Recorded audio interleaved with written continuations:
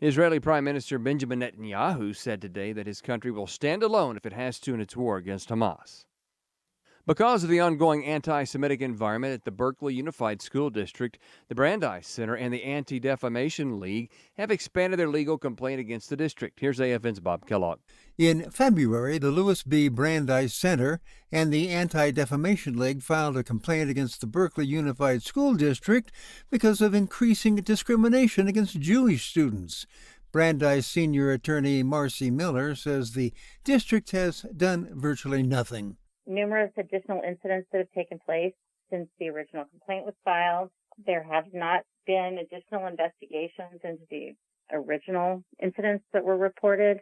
Miller says, as necessary, federal funding could be withheld from the district if it continues to fail to take action to alleviate the problem.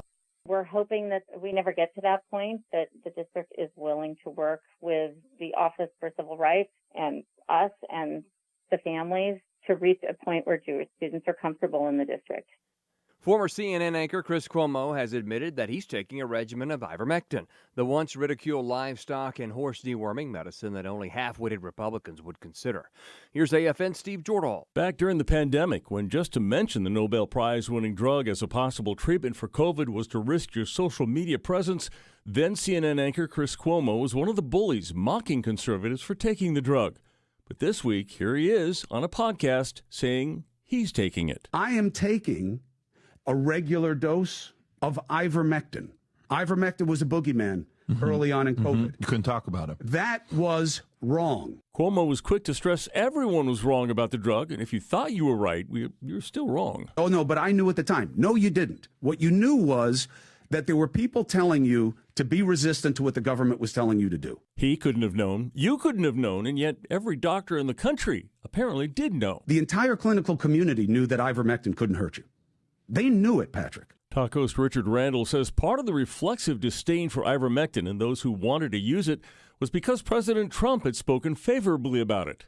The other part was financial. They mocked him. They mocked anyone who even considered it, was even calling around or looking online to find more information on this. It was always a deworming horse thing and all of the rest, and yet the information was out there.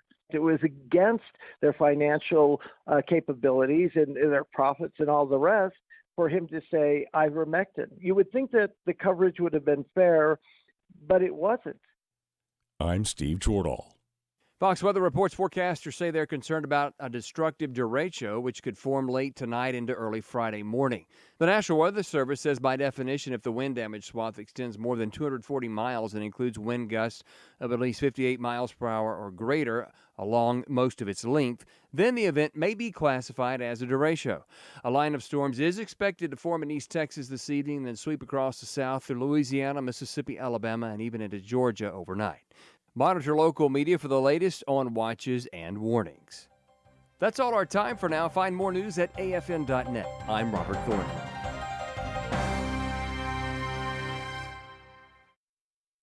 Weekday mornings at 8 Central, Pastor Jeff Shreve offers real truth for today. I'm the pastor of First Baptist Church in Texarkana, Texas, and the founder of From His Heart Ministries. The world around us is rapidly changing, but God and His truth will never change. I may be the host of the show, but I want God's Word and His truth to be the star of the show. Join Pastor Jeff Shreve each weekday morning at 8 Central for Real Truth for Today on American Family Radio.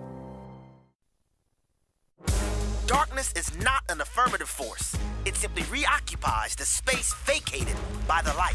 This is the Hamilton Corner on American Family Radio. It should be uncomfortable for a believer to live as a hypocrite. Delivering people out of the bondage of mainstream media and the philosophies of this world. God has called you and me to be His ambassadors, even in this dark moment. Let's not miss our moment. And now, the Hamilton Corner. Good evening, everybody. Welcome to the Hamilton Corner here on American Family Radio. I am your host, Abraham Hamilton III. Let me relocate my water cup. Thank you for tuning in to the program this evening. We have the full corner contingent. Well, the corner contingent is – on deck right across from me, my man, 100 grand, Mr. Bobby Sosa is in the building. And we have producer extraordinaire, often imitated, never duplicated. Even responds when he's not expected to respond. Jeff came through this morning like Batman, an old school Batman, remember? Like the firemen will respond and slide down the pole.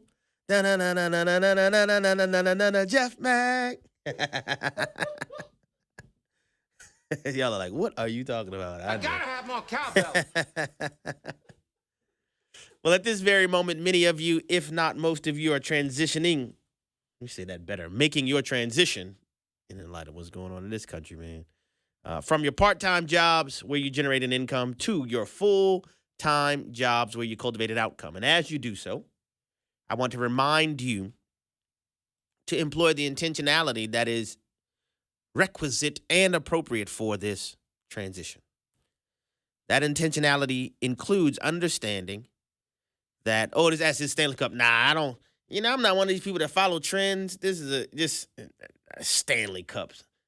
I learned about that. That's a trend, Bobby. Oh, yes, these apparently young ladies. Yeah, nah, it's not a Stanley. This was actually a gift somebody gave me, and I like it because it's like a tumbler. Keeps the temperature that I like for my drinks. Nah, I'm not one to follow trends. No, not a Stanley, but it works just as well. Back to what I was saying. Making the transition with intentionality requires us to understand the primacy that God places on family.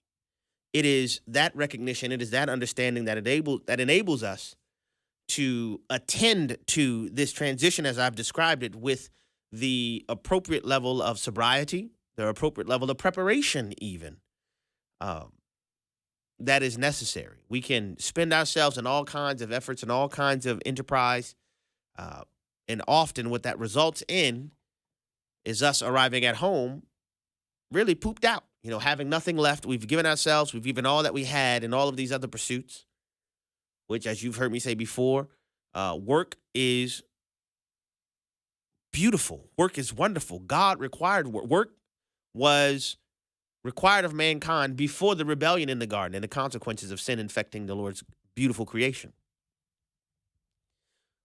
Work is not problematic. It's an opportunity for us to reflect the ingenuity of our Creator. However, God did not call us to the ranks of employment that would move us to the place where we neglect our homes, It is vitally important, vitally necessary that we understand the role that God intends for the family to play in his economy, and that we are diligent to serve our King and our God, beginning with how we conduct ourselves within our homes. In many instances, we step over the tragedies that transpire in our homes in an effort to win the world and be fruitful and faithful elsewhere. We don't want to limit or eliminate faithfulness elsewhere. We simply don't want to sacrifice the homes in the process. And so I describe our full-time jobs as I do, as an invitation to recalibrate our minds to recognize what it is that God has given us the opportunity to do. So as you're transitioning this evening, let today be a day to where your home is a sanctuary of God's presence, and it is a field of faithfulness through which you glorify him and serving him in the appropriate fashion. Our children must learn to worship the Lord at home. God has required that of us. The scriptures are replete with the reality that the responsibility for evangelizing, catechizing, and making disciples of the children born into Christian families is the parents, with the fathers ultimately responsible for that. When the Lord says in Ephesians 6, fathers, do not exasperate your children, rather rear them in the nurture and admonition of the Lord, he's not saying this is something that fathers do exclusively or to do so alone, because fathers, in order to be fathers, require mothers. And God's economy requires, in order for there to be fathers and mothers, they must be husbands and wives, all right? So what the scripture is revealing is that the father is held ultimately accountable and responsible for what transpires, pun intended, in his garden. Just as when the rebellion transpired and God came a-calling, did he say, Eve, where are you? Adam and Eve, where are you? What did he say? Adam, where are you? Because Adam was ultimately responsible. That is what is being conveyed there. And even before you get to the place of cultivating the hearts and minds of children, we must serve our Lord in how we serve our spouses. To the word of God we go. John chapter 15. John chapter 15.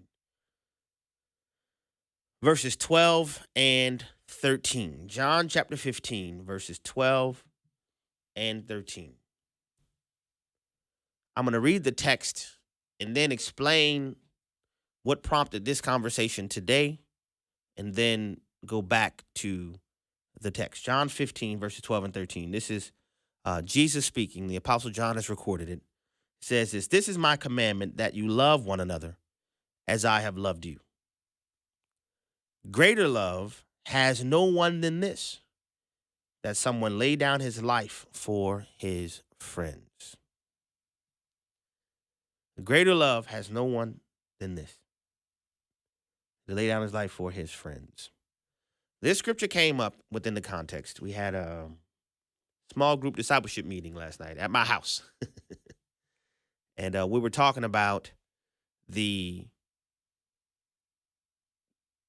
biblical mandate for the believer to be engaged in evangelism and discipleship. Every believer should be engaged in it.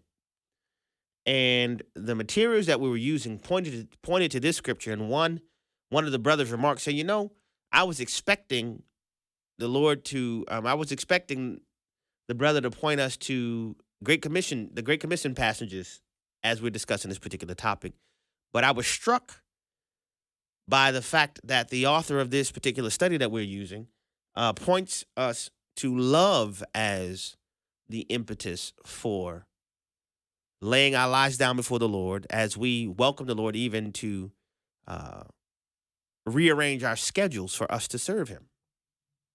And I encourage this brother, say, man, you make a profound observation, because it's God's will for us to never lose sight of the fact that our commitment to serve him should never be focused on the work as a primary focal point, but the focal point and the impetus and the driving force for us to obey the Lord is love. First and foremost, it is our love for God. It is the vertical love relationship that we enjoy. That our love for God is full-orbed. That we are a people who, as Deuteronomy 6 says, and then Jesus quotes it as Matthew recorded in Matthew 22, that we love the Lord with all of our heart, all of our souls, all of our minds, and all of our strength. That we love him comprehensively, to where we are captured by him. You've heard me say on this program, I've said it in different venues, that when we are truly captured by God, we move away from merely giving offerings to becoming the offering.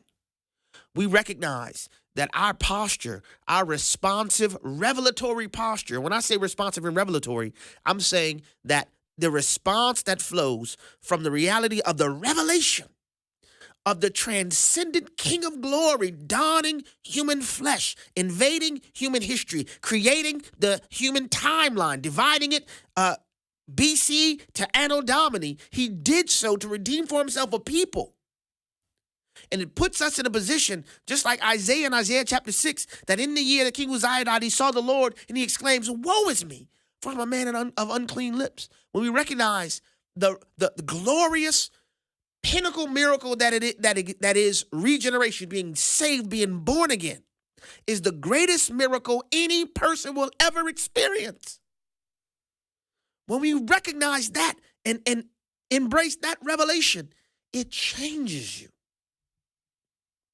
It changes everything about you. It changes how you see life. And it is in light of that revelation that we recognize there's only one response that is appropriate. That's why I said the revelatory response. There is only one response that is appropriate. That is to give him our lives. To open ourselves to welcome his marching orders. And that love that portends from that vertical relationship ebbs into the horizontal reality, to where we no longer see people the way we used to see people. And it's because we are captured by that love of God that we welcome the love of God to flow through us. It's very easy for us, brothers and sisters, to focus on the fact that God is love. God is agape love. But this passage is one of numerous what the Lord reveals. Yes, he is love, but he requires his people to become conduits of that same love. That is not enough to hide behind the fact that we are flesh and blood. It's not enough to hide behind the reality, which is true, that we're sinful, fallen human beings. But Christ came to redeem a people to himself, and that redemption includes a transformation of his people to become his ambassadors. That ambassadorship requires that transformation to transpire at our heart level, to where the love of God becomes the love that flows through us. And that love causes us to love people so much that we're concerned about their eternities. And it is that drives our engagement. The scripture was a great reminder that what we do, we don't do it out of rote or repetition. We don't even do it out of a moralistic, pietistic sense of what's a better way to live. We do it because of the love of God.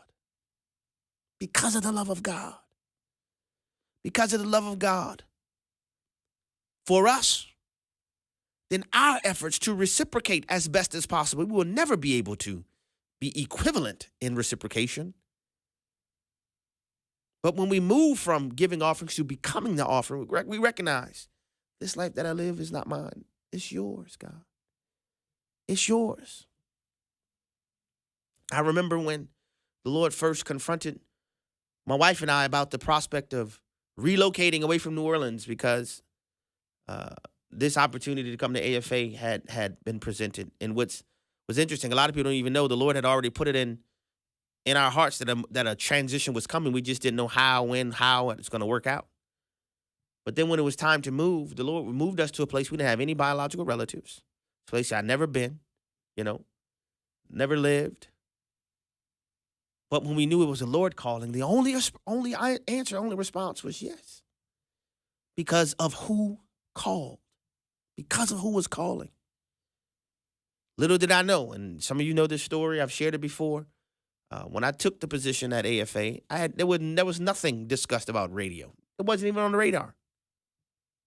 I didn't join AFA to come on the radio. I was going to be AFA's attorney behind the scenes doing the legal work to help make sure the ministry remained in the legal position to be able to do what it does. But God knew what he was calling us toward. We must never lose our why, never forget our why, never get to the place where we're so consumed in the circumstances or the environment or even so consumed in the work where we forget that it's the love of God that should drive us to do what we do. Whether that work is dedicating yourself 7 days a week, 24 hours a day to little ones in your home, never forget that you're committed in that fashion because of the love of God.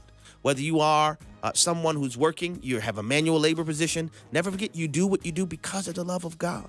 And we share the Lord's gospel, and we proclaim the truth of our King, and we make disciples of all nations because of the love of God. Refuse to allow yourselves to be severed from the why as we engage in the what. I open these airwaves every day because of the love of God, because of the love for his people.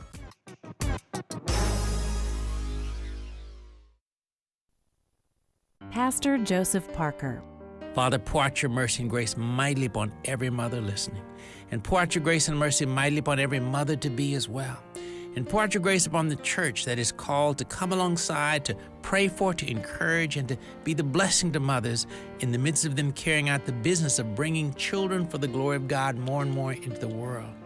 Father, help us all to grow in understanding of the unique calling, the blessed calling of Christian motherhood. Help us, Lord, to be faithful to pray for and support mothers and to walk alongside them, to pray for them, to encourage them, and help the church to be wise enough to make it a high priority to come alongside women during this time, the unique time when she's carrying children, and help the church to value them, to be the wonderful gifts they are in the world as God's vessels in bringing more and more of his children into this world. In Jesus' name we do pray. Amen.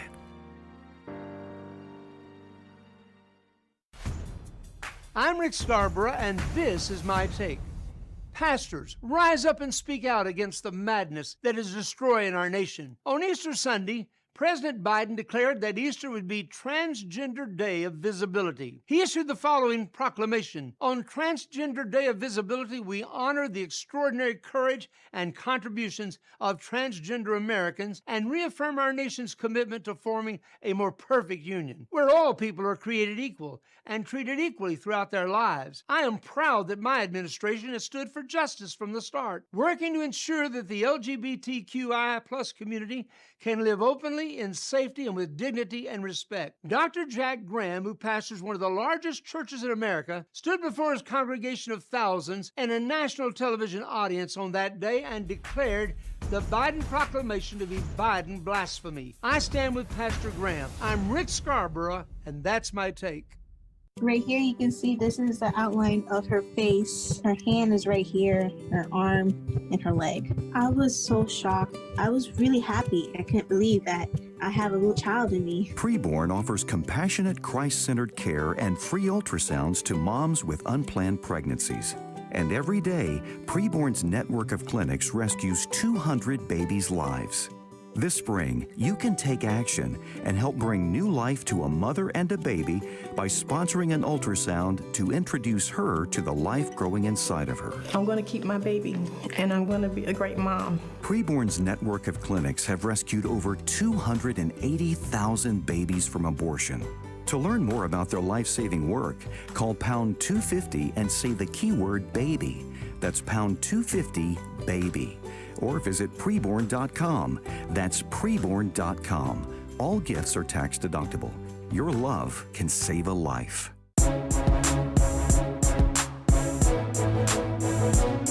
Shining light into the darkness. This is the Hamilton Corner on American Family Radio. Welcome back to the Hamilton Corner. Abraham Hamilton III here.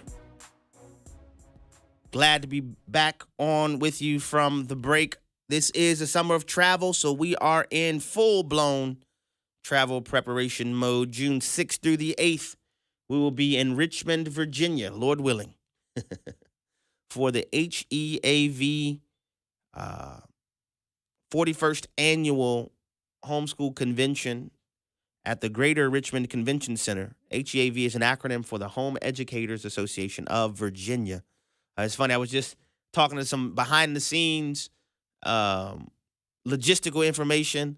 I'm thankful one of the presentations I'll be a part of is a panel with my good friend Bill Federer, one of my favorite historians, and Paul Hastings of the Compelled podcast during the HEAV convention. It's going to be an amazing time there at this really a powerful convention. I've never been there personally, but I've read about it. I've had conversations with the president of HEAV, Ann Miller, behind the scenes.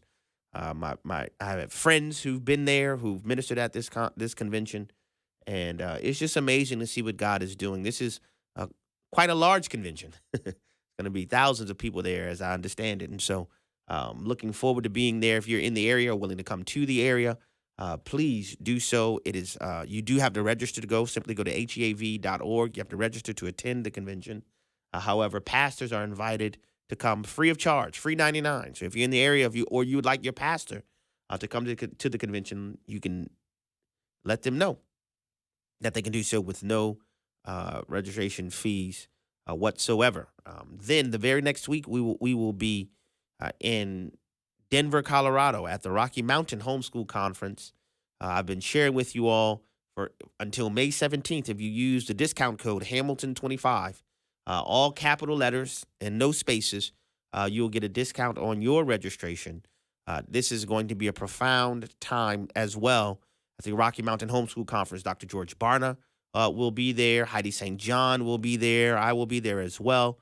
It is going to be a profound time. One of the great features of the Rocky Mountain Homeschool Conference, this is not a hot top line feature, but they have a wonderful used curriculum sale. So you have homeschool families that are in a different phase of life, and so some of the curricula you may want to use, a family might have already used it. They may have some generally used things available to you that will be a good cost-saving mechanism. We all try to be good stewards of our resources.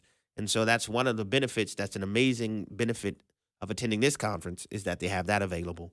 And then in July 18th through the 20th, in Bartlett, Tennessee, the Culture Proof Conference will take place.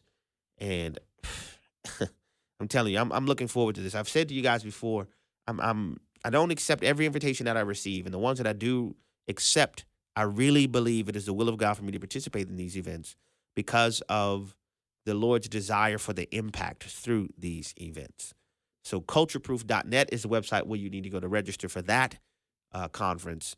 And I would encourage you to do so. You will not regret doing so. So those are some of the places we'll be this summer. And as we continue on, I'll let you know different places. I've gotten some emails, people asking me, hey, when you going to be in the Pacific Northwest? What about California? What about Ohio? What about? And so, as the Lord allows, man, we'll do so. However, I have a family that I'm trying to serve as well, so I try to be cognizant of that. What I preach, what I tell you guys, your full-time jobs are. I endeavor to live by that myself, so I don't want to be strewn about, spent all over the place. That ends up taking time away from me being with my family. So if you catch me on the road, it is very likely that you probably will catch the full squad of Hamiltonians, as will be the case in Virginia. J. Mack is taking the plunge and wants to spend extended time with the Hamiltonians. We'll see. We'll have to get Jeff to come and say how he survived his hanging out with the crew. But it's going to be an amazing time together. All right. I actually have some positive things to report. This is not foolishness du jour. I endeavor to be an equal opportunity truth teller, you know. I have bagged on Congress quite a bit, you know, and many of you share my sentiments in that regard, but the House of Representatives have done two things back to back that are quite positive for us here on the domestic front. So we'll start with the domestic things that are happening, and then we'll move a bit to what's going on around the world, frankly. Starting first, the House of Representatives, spearheaded by the leadership of Congressman Chip Roy from Texas, Senator Mike Lee from Utah, and because this is a House measure shepherded by the leadership of Speaker Mike Johnson, the SAVE Act has passed the House of Representatives. The SAVE Act, the Safeguard American Voter Eligibility Act, has passed the House of Representatives. I'm going to explain to you what it is. It's a simple, common sense measure that you wouldn't think it has to be passed, but it is, especially in light of the Biden administration's, in my opinion, intentional decimation of our southern border. It's intentional. So what is the SAVE Act? The measure is sponsored in the House of Representatives by Congressman Chip Roy, as I mentioned, and the attendant legislation is sponsored by Senator Mike Lee and the U.S. Senate. And what all the law does is that it clarifies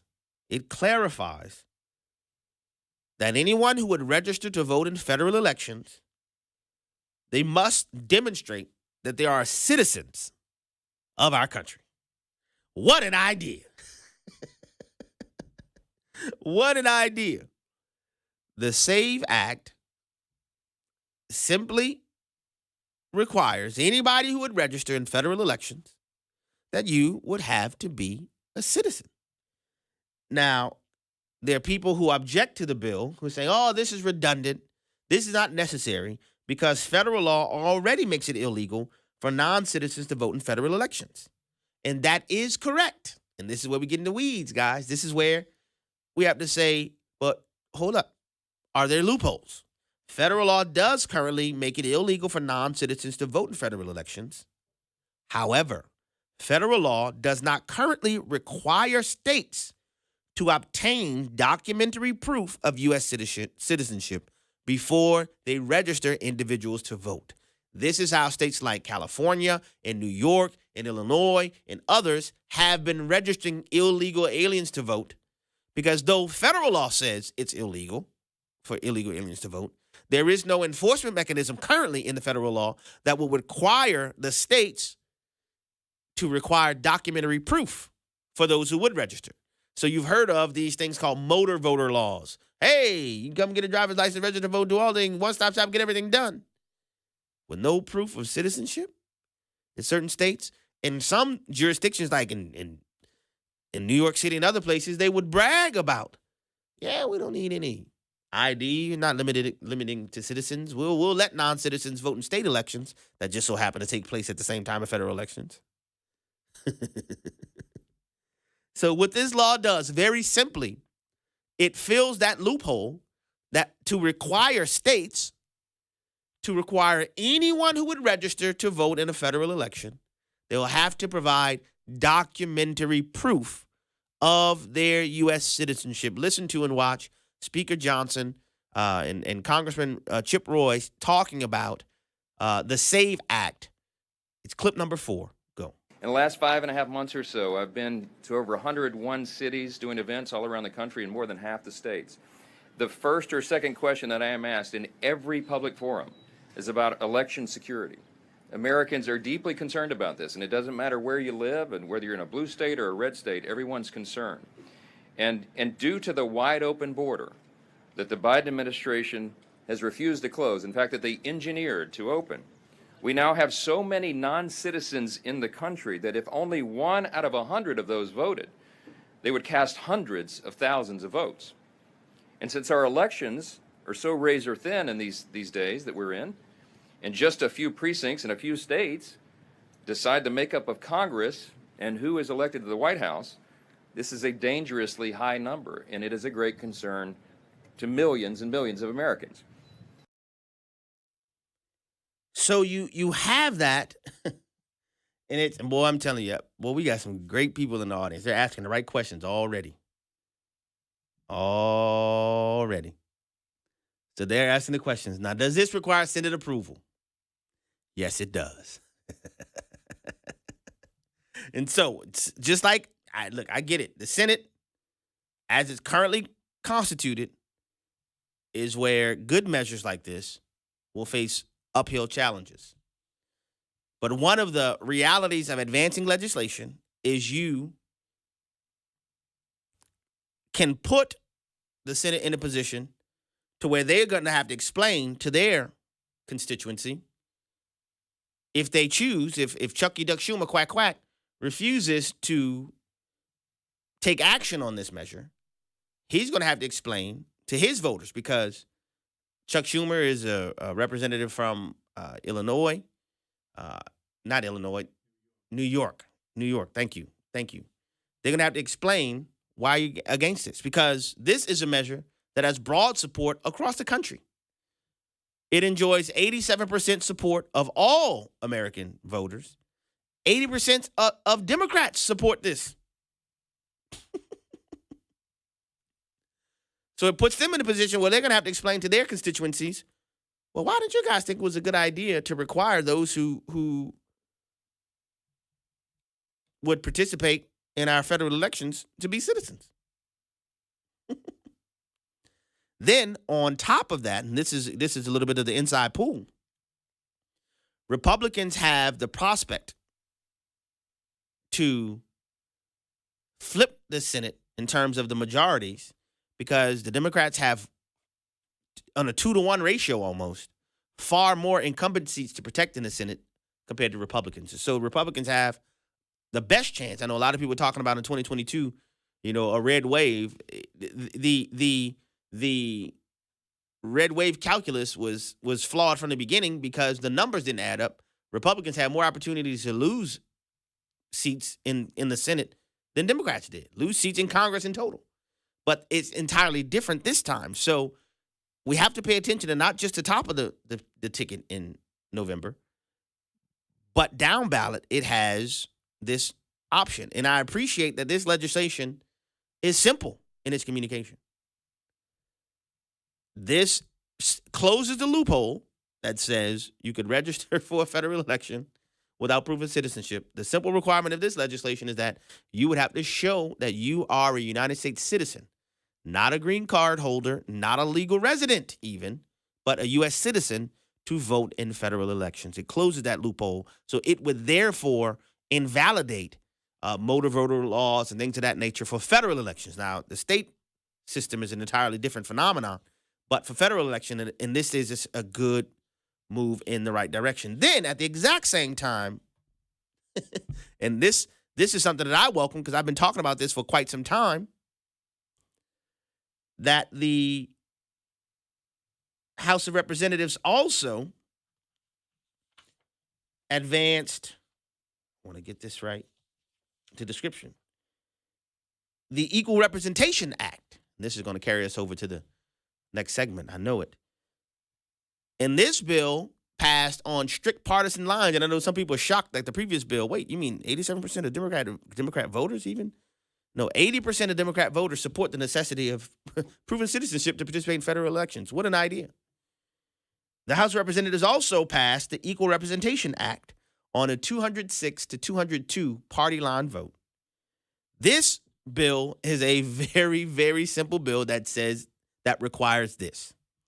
All it requires is that a citizenship question be added to the United States Census that's employed every decade, and it blocks illegal immigrants from being counted in the census numbers that would skew congressional representation and the Electoral College. Eureka, what an idea. Because at the exact same time, while we have legislation that already says that illegal immigrants can't participate in federal elections, and now there's a measure to close the loophole and say that states, in order for you to register people to vote in federal elections, that they have to prove citizenship. There's a companion piece of legislation that says citizens and citizens alone will be counted in the census every 10 years. The census is what determines, and the census is what determines how many representatives we have from each state, the apportionment of congressional representation, as well as electoral college votes. What an idea. Pamela has pointed out, she's absolutely right. President Trump attempted to have this added to the census, but it wasn't through a congressional action. He was trying to do it from the executive standpoint, and the court stopped him. This is congressional legislation that has now passed the House, that will now put the Senate in the position to say, now, explain why you think non-citizens should contribute to determining how many members per state are representatives in Congress and how many electoral votes a state should have. You explain that one. This is a good piece of legislation, and I want you to hear a little bit of the floor debate that took place today on this measure from Congressman Andy Biggs and Congressman Garrett Graves, where they're simply explaining this is a fundamental, foundational, common sense measure that we shouldn't allow foreigners or those who are illegally in our country to determine the makeup of our electoral college. That, in case you don't know, which determines who will occupy the Oval Office. More on this when we get back from the break.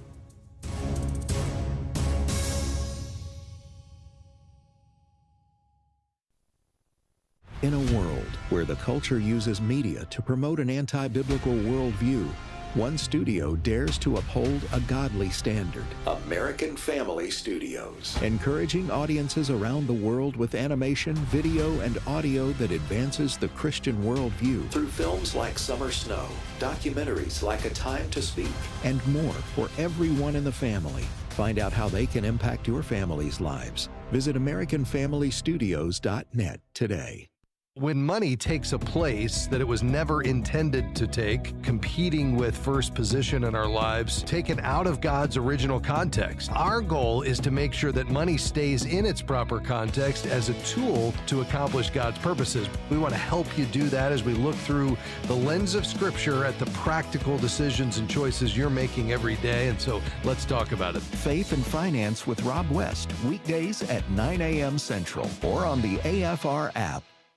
Red Green Axis. This is David Wheaton, host of The Christian Worldview.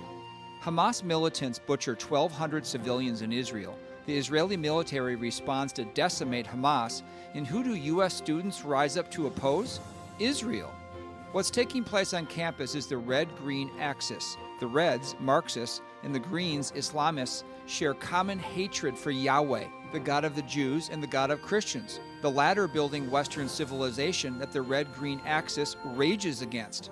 The Lord told Abraham, the father of the Jews, I will bless those who bless you, and the one who curses you I will curse. Christians should pray for and support Israel and the Jews. Hear an interview with Christian geopolitical analyst Soren Kern at thechristianworldview.org, and then join us for a special interview this Mother's Day weekend. Listen to The Christian Worldview with David Wheaton, Saturday mornings at 8 Central on American Family Radio. Let's see, if something costs less, but people are happier with it, that sounds like something to look into, and that is MediShare. And maybe you've heard switching to MediShare to pay for health care can save many families up to $500 a month, and that's huge, but it's also true people are way more satisfied after making the switch, too. The member satisfaction rate for MediShare is double that of the typical health insurance plan. Double. MediShare works, too. It's been around for 30 years. Members have shared more than $5 billion of each other's bills. People love having telehealth and a huge nationwide PPO network. So, yeah, really, you can save a ton and like it better. Imagine being happy with how you're taking care of your health care. So if you're self-employed or part of the gig economy, or you just want a plan you're happy with, you can call right now and get a price within 2 minutes. See what you can save. This is a very, very smart use of 2 minutes. Here's the number you need. Call 833-44-BIBLE. That's 833-44-BIBLE. 833-44-BIBLE. Thoughts of the child you were carrying keep pouring over in your mind. A deep, unrelenting sadness overshadows your days, and you wonder if you will ever feel whole again. There is hope and healing from a reproductive loss. Call the International Helpline, 866-482-LIFE, and talk with someone who has been where you are. Your call is confidential, and we will help you find healing. 866-482-LIFE. The Hamilton Quarter podcast and one-minute commentaries are available at afr.net. Back to the Hamilton Quarter on American Family Radio. Welcome back to the Hamilton Corner. Abraham Hamilton III here. Yeah, it is mind-blowing. And to hear people literally trying to make arguments. The Constitution says persons shall be counted in the vote for in the census. And it's like, why are you so committed to wanting to have people who are not invested as citizens in this country to dictate the policy of this country? Huh? What's so wrong with that? Or are you admitting, or are you revealing what your problem is in your objection to this measure? No, we want to make sure that foreigners and people who are not citizens have the right to influence how our country goes forward. It's crazy. But the House has passed this bill. They've placed this on the doorstep of the U.S. Senate. But I want you to hear a couple of the presentations that were made on the floor of the House of Representatives in advocating for this bill to be passed. Listen first to Congressman Andy Biggs. It's clip number 2. Go. I believe that by far most Americans would agree with the proposition that those illegally in the United States and non-citizens should not be counted for purposes of creating or modifying congressional and legislative districts. I think that's probably what they think. And that's exactly what Section 3 of this bill leads to. Foreign nationals here legally who have not naturalized and cannot vote in federal elections, together with illegal aliens who cannot vote in federal elections, comprise a substantial portion of our population, by some accounts in excess of 15% of our populations. Non-citizens are not evenly distributed among the states, and some states end up with greater representation in Congress based on a higher concentration of non-citizens. Perhaps that is what one New York Congresswoman meant when, in response to a question regarding illegal aliens, she said, quote, "I need more people in my district just for redistricting purposes," close quote. Well, the provision of this bill will ensure a fair apportionment based on equal representation. Yeah. We've talked about that. We've talked about that. I mean, you had a local New York politician to say that out loud, and it should be jolting for the American citizens to find out. So you got 202 people in Congress, all Democrats, by the way, who would oppose the reality and oppose the measure that says, you know what, going forward, we want to make sure that it's only citizens who are counted in the census, and it's only citizens who dictate redistricting.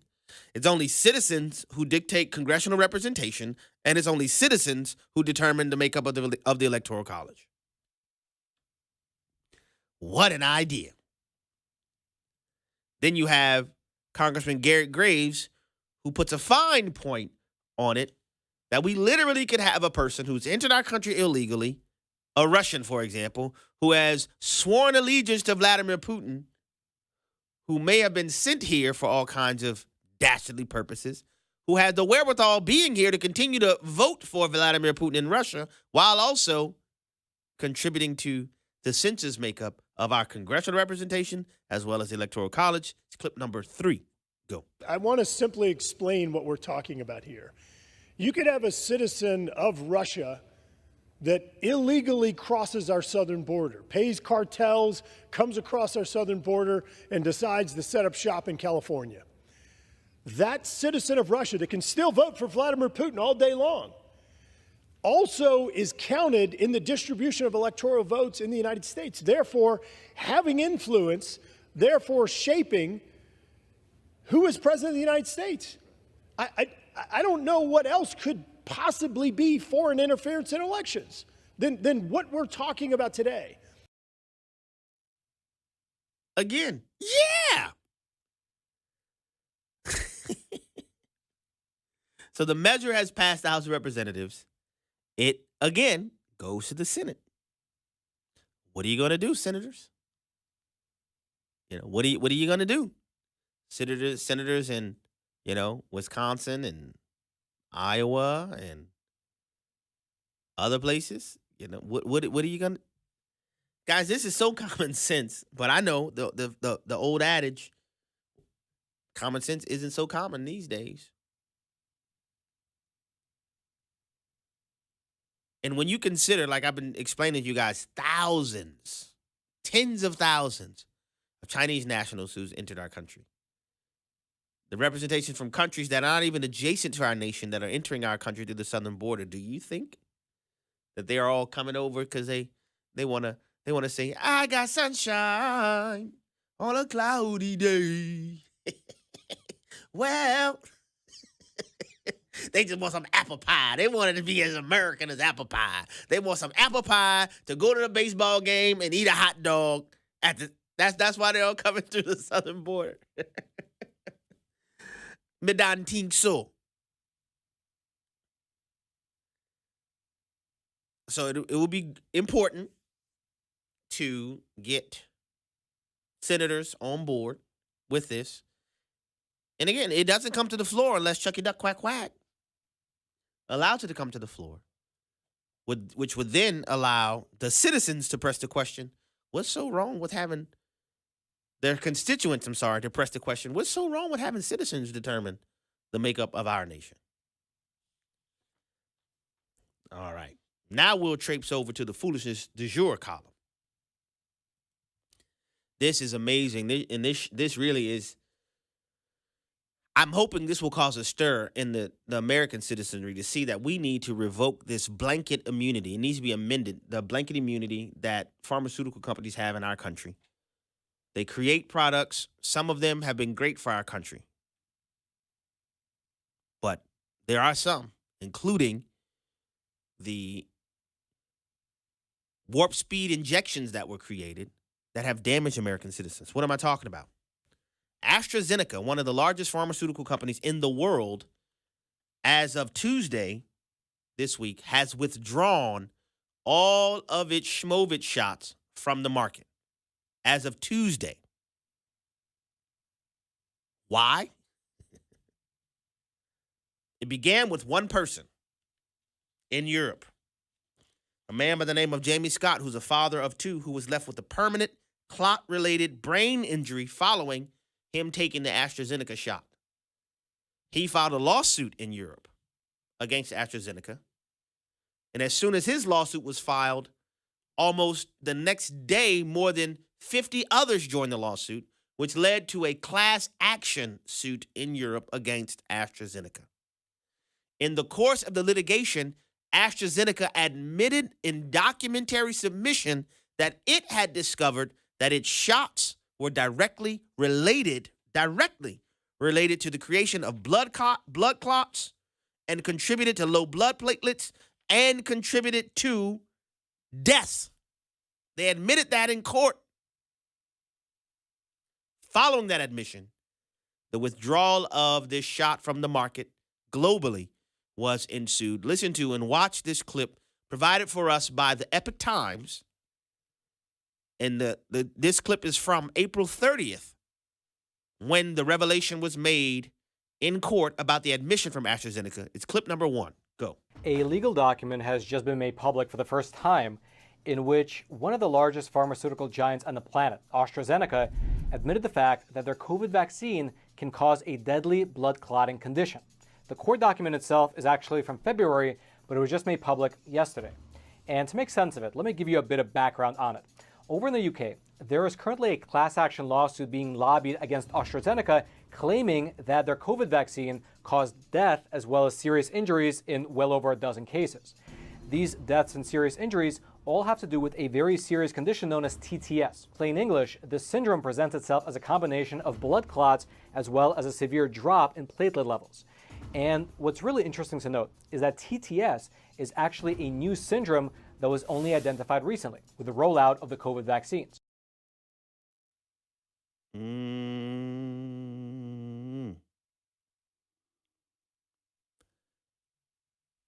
This makes me so mad. I remember YouTube not demonetized, I wasn't getting any money from it, but they shut down the Hamilton Corners YouTube channel because we had the audacity to say, I don't know about these shots, man. How many people, Dr. Peter McCullough? How many people lost jobs over these shots? How many people were put in positions where they didn't necessarily want to take it, but the job required it to take it, so they were required to.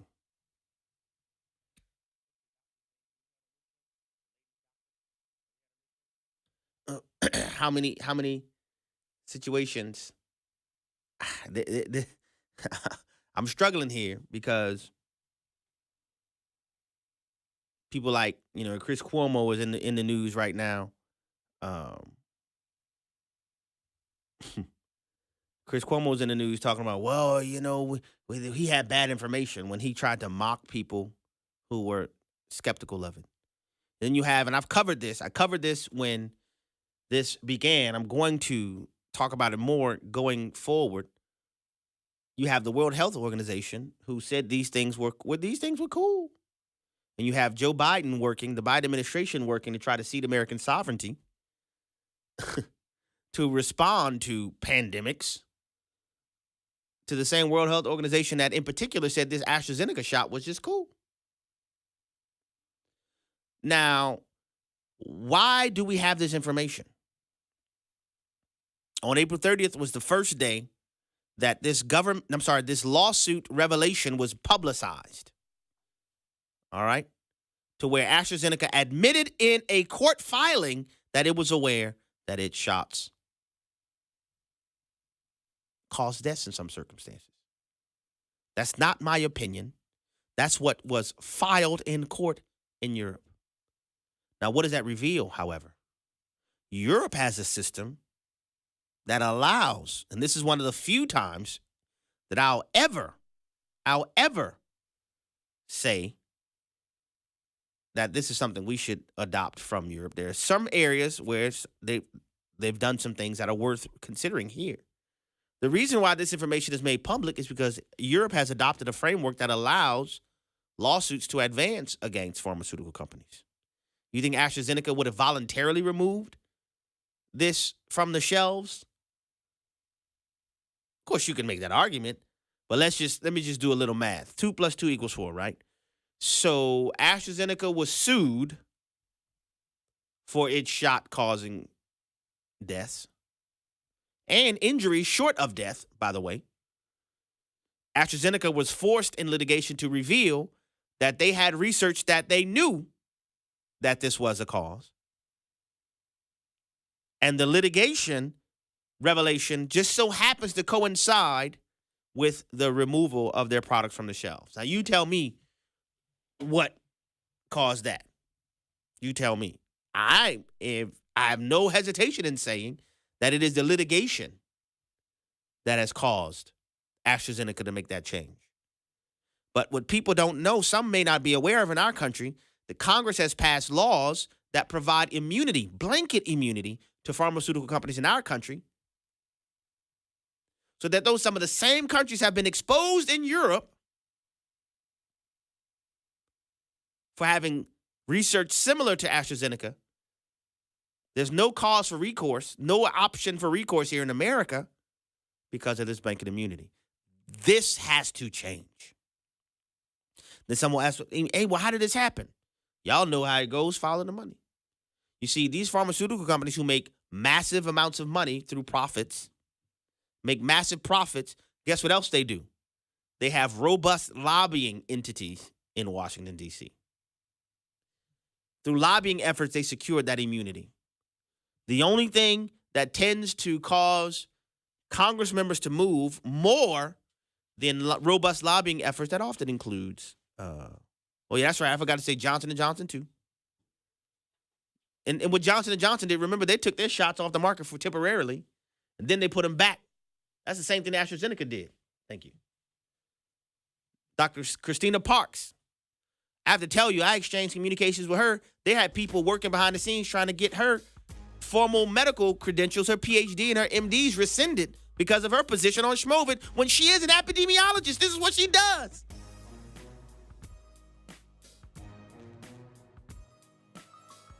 They tried to excoriate people who dare say the words ivermectin. It's a horse dewormer, knowing there was a Nobel Peace Prize winning medication that our government requires immigrants to our country to take, yet y'all can tell I'm upset. So with all of the damage that has been caused, more people whose lives were lost, people who have been injured, people whose businesses were scuttled, eviscerating our economy, and the lie that allowed mail-in ballots to become the standard, now we're learning, well, yeah, AstraZeneca is taking their shots off the shelves.